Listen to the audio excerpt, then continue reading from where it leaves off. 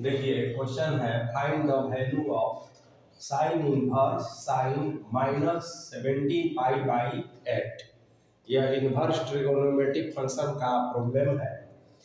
तो सबसे पहले हम इसको क्या करेंगे, साइन इनवर्स और sine minus theta minus sine theta होता है, तो इसके अनुसार हम माइनस बाहर निकाल लेंगे और साइन 17π/8 लिख देंगे।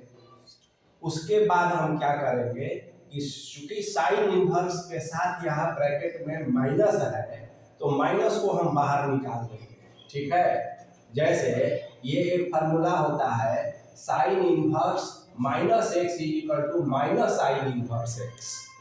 अब उसके बाद क्या करेंगे कि यहाँ तो माइनस हो गया, साइन इनवर्स हो गया। अब यहाँ पर देखेंगे हम कि 17π/8 है, यानी यह 2π से भी ज्यादा का एंगल है, यानी कि यह 382.5 डिग्री के लगभग ये एंगल हुआ। लेकिन हम जानते हैं कि साइन के लिए जो प्रिंसिपल वैल्यू का रेंज है वो -π/2 से π/2 के बीच में होता है। तो हमें सबसे पहले इसको सिंप्लीफाई करने के पहले इसको प्रिंसिपल वैल्यू के रेंज में हमें लाना होगा। तो अब प्रिंसिपल वैल्यू के रेंज में लाने के लिए हमारे पास पाई और 2π दो एंगल है, बेस एंगल, उसी के द्वारा हम इसे प्रिंसिपल वैल्यू के रेंज में ला सकते हैं। तो यह 2π से भी चूंकि ज्यादा है तो 2π प्लस हम π/8 लिख देंगे।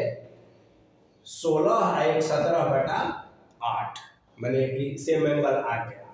अब आप जानते हैं कि sine 2π plus theta sine theta ही होता है, ये फॉर्मूला होता है।